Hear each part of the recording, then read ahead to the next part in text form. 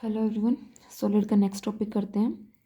इसका first article है आपके पास एनवेलपिंग कोन और टेंजेंट कोन। ठीक है, तो हमें यहाँ पे निकालना क्या है, इक्वेशन ऑफ एनवेलपिंग कोन या फिर टेंजेंट कोन किसी आर्बिट्रेरी पॉइंट से इस कोनिकॉइड पे। तो उसके लिए सबसे पहले एनवेलपिंग कोन देख लो क्या है, जिसको आप टेंजेंट कोन भी बोल सकते हो।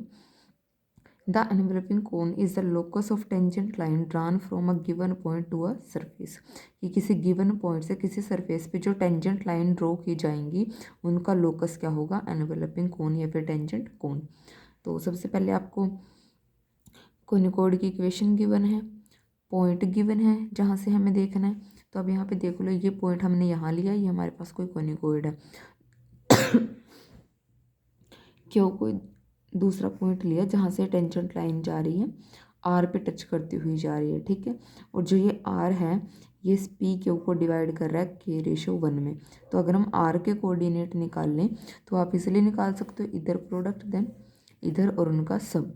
ठीक है, तो ये आपके पास क्या आ जाएंगे, कोऑर्डिनेट ऑफ आर। अब ये वाला जो आर पॉइंट है देखो, ये हमारे कोनिकॉइड को टच करता हुआ जा रहा है, तो इसके जो पॉइंट होंगे वो इस कोनिकॉइड की इक्वेशन को सेटिस्फाई करेंगे। ठीक है, तो इसकी इक्वेशन को सेटिस्फाई करेंगे तो ये वाले जो पॉइंट हैं इनकी वैल्यू यहाँ पे पुट कर दो। ये वैल्यू हमने यहाँ पे पुट कर दी। न्यूमरेटर का स्क्वायर अलग कर लो, डिनोमिनेटर का अलग कर लो। ठीक है, देन एलसीएम लेके 1+k² को इधर भेज दो। हर एक के पास 1+k² आएगा तो वो राइट हैंड साइड में चला जाएगा। देन उसको इधर सब्ट्रैक्ट कर दिया तो यहाँ पे आ जाएगा नेगेटिव में 1+k² और बाकी स्क्वायर के साथ एज इट इज़। अब नेक्स्ट स्टेप में स्क्वायर को ओपन किया। ठीक है, सभी स्क्वायर को ओपन कर दो। इक्वेशन k² में क्वाड्रेटिक आ जाएगी, यानी कि k² के कोफिशिएंट अलग कर लो, के को कोफिशिएंट अलग कर लो और बाकी बचे हुए पार्ट को एज अ कांस्टेंट अलग कर लो। ठीक है, तो ये k² में क्वाड्रेटिक आ गई तो यहाँ से आपको k की 2 वैल्यू मिलेंगी। लेकिन यहाँ से देखो, जो ये पी क्यू लाइन है ये टच करती हुई जा रही है, यानी कि टेंजेंट वाली लाइन है। ठीक है, तो जब हमारे पास इस तरह से कोई लाइन आए जो कि कोनिकॉइड को टच करती हुई जा रही है तो हमें वहाँ पे इक्वल रूट मिलते हैं। तो यही उन्होंने बोला है कि जो पी क्यू है वो टच कर रहा है कोनिकॉइड को, इसका मतलब वो टेंजेंट है वहाँ पे, तो टेंजेंट के लिए हमें क्या मिलते हैं, इक्वल रूट मिलते हैं। तो यानी कि यहाँ पर जो सेकेंड वाली इक्वेशन आई है के में क्वाड्रेटिक, यहाँ पर हमारे पास इक्वल रूट्स आएंगे। ठीक है, इक्वल रूट कब आएंगे, और जब इसका डिस्क्रिमिनेंट 0 होगा। ठीक है, तो यानी कि डिस्क्रिमिनेंट क्या जाएगा, 0 जाएगा, यानी कि b² = 4ac रहेगा। ठीक है, तो b क्या होगा यहाँ से, k का कोफिशिएंट 2² 4 साथ में इसका स्क्वायर इक्वल टू 4ac।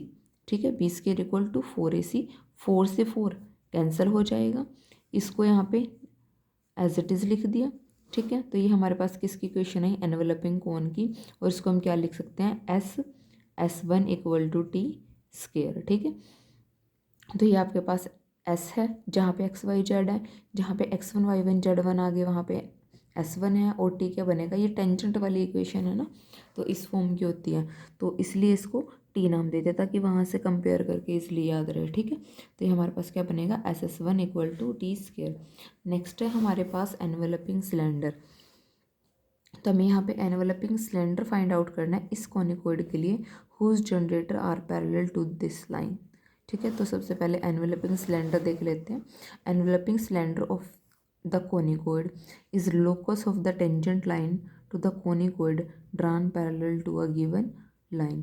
कि हमारे पास किसी भी कोनिकॉइड का एनवेलपिंग सिलेंडर क्या बनेगा, उन टेंजेंट लाइन का लोकस जो कि हम किसी लाइन के पैरेलल ड्रा कर रहे हैं कोनिकॉइड पे, उन सभी टेंजेंट लाइन का लोकस।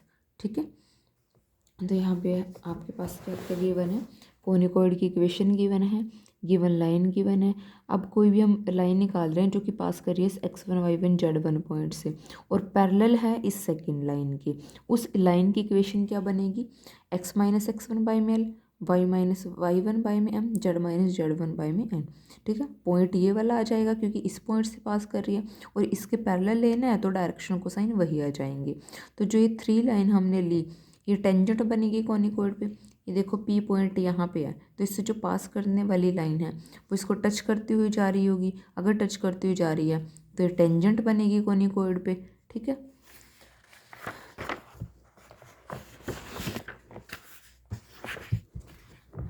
और अगर हम उस लाइन पे कोई भी आर्बिट्रेरी पॉइंट देखें तो उसको इक्वल टू आर रख के निकालते हैं ना, तो ये आर्बिट्रेरी पॉइंट होगा। और ये आर्बिट्रेरी पॉइंट किस पे लाई कर रहा है, जो हमें इक्वेशन गिवन है उस वाले कॉनिकॉइड पे लाई कर रहा है, तो उसकी इक्वेशन को सेटिस्फाई करेगा। अब ये आर स्क्वायर में क्वाड्रेटिक आ गई, लेकिन ये वाली भी जो लाइन थी ये टच करती हुई जा रही है ना, जो लाइन 3 है वो कॉनिकॉइड को टच करती हुई जा रही है, तो यानी कि इनके पास भी क्या होंगे, इक्वल रूट होंगे। तो यहाँ पे B square equal to 4ac हो जाएगा।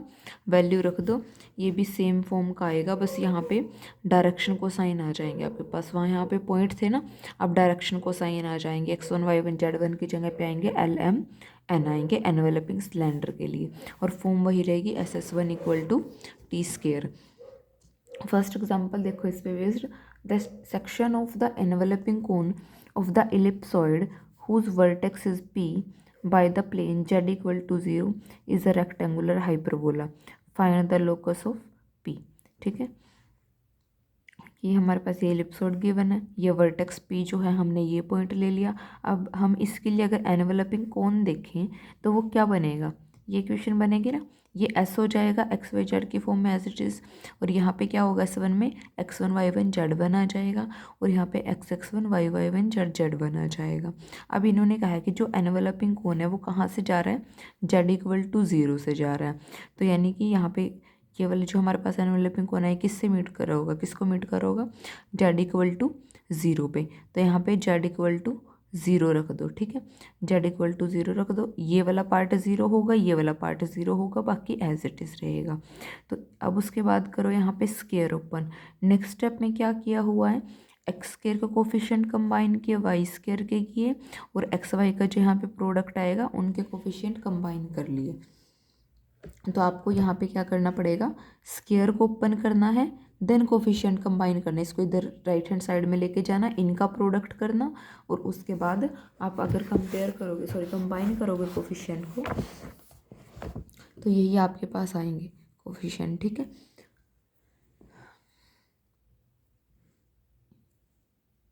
तो यहाँ से आपके पास ये कोफिशिएंट आ जाएंगे। अब इन्होंने उसके बाद क्या कहा है कि ये किसको रिप्रेजेंट कर रही है, रेक्टेंगुलर हाइपरबोला को रिप्रेजेंट कर रही है। तो कोई भी हमारे पास इक्वेशन रेक्टेंगुलर हाइपरबोला को कब रिप्रेजेंट करते हैं, उसकी कंडीशन क्या थी कि sum of coefficient of x square and y square क्या जाता है, 0 जाता है। ठीक है, तो यहाँ से एक्स स्क्वायर का कोफिशिएंट उठा लो, वाई स्क्वायर का कोफिशिएंट उठा लो, उनका सम क्या रहेगा, 0 रहेगा। अब इसके बाद क्या करना है, सिर्फ एलसीएम लेके सोल्व करने की, इसका प्रोडक्ट कर दो अंदर। ठीक है, और उसके बाद एलसीएम ले लो, आपके पास रिक्वायर्ड इक्वेशन आ जाएगी। तो locus of x1 y1 z1 क्या बनेगा, यहाँ पे रिप्लेस कर दो एक्स वाई जेड से। नेक्स्ट देखो, एनवेलपिंग सिलेंडर के बारे में बात हो रही है। Prove that the enveloping cylinder of the ellipsoid this whose generator are parallel to these lines meet the plane z equal to 0 in circles। कि अगर वो इस प्लेन को मीट कर रही है तो जो वहाँ से इक्वेशन आएगी हमारे पास वो सर्कल की फॉर्म में होगी। अब हमारे पास ये इलिप्सॉइड गिवन है, लाइन एक हमने ये ले ली, दो दी हुई है ना, एक में प्लस है एक में माइनस है, तो हम सिर्फ प्लस वाली उठा रहे हैं। तो अगर हम ये वाली इक्वेशन लेके चले लाइन की, तो जनरेटर की इक्वेशन क्या बनेगी हमारे पास, यहाँ पे हमारे पास क्या आ जाते थे, डायरेक्शन को साइन की, ये एस तो एज इट इज़ रहेगा, S1 में क्या आएगा, A L square B M square C N square, तो ये एल एम एन है। ठीक है, राइट हैंड साइड में क्या आएगा, A L X B M Y plus C N Z. ठीक है, यहाँ पे लिख लो चाहे ए एल स्क्वायर, ठीक है, plus B M square plus C N square, और ये क्या है, A L X B M Y C N Z, ये है। ठीक है, नेक्स्ट देखो यहाँ पे क्या होगा, ये तो 0 होगा, ये भी 0 जाएगा, ये बचेगा हमारे पास। ठीक है, अब यहाँ पे भी क्या करना है आपको, जो हमें कंडीशन दी है उसका यूज़ करना है कि ये किसको मीट कर रहा है, z इक्वल टू 0 को। तो इसमें अब क्या रख दो, z इक्वल टू 0, तो ये z बाय सी वाला पार्ट कंप्लीट खत्म है यहाँ पे, और यहाँ पे जो z स्क्वायर बाय में सी स्क्वायर है वो यहाँ पे 0 हो जाएगा।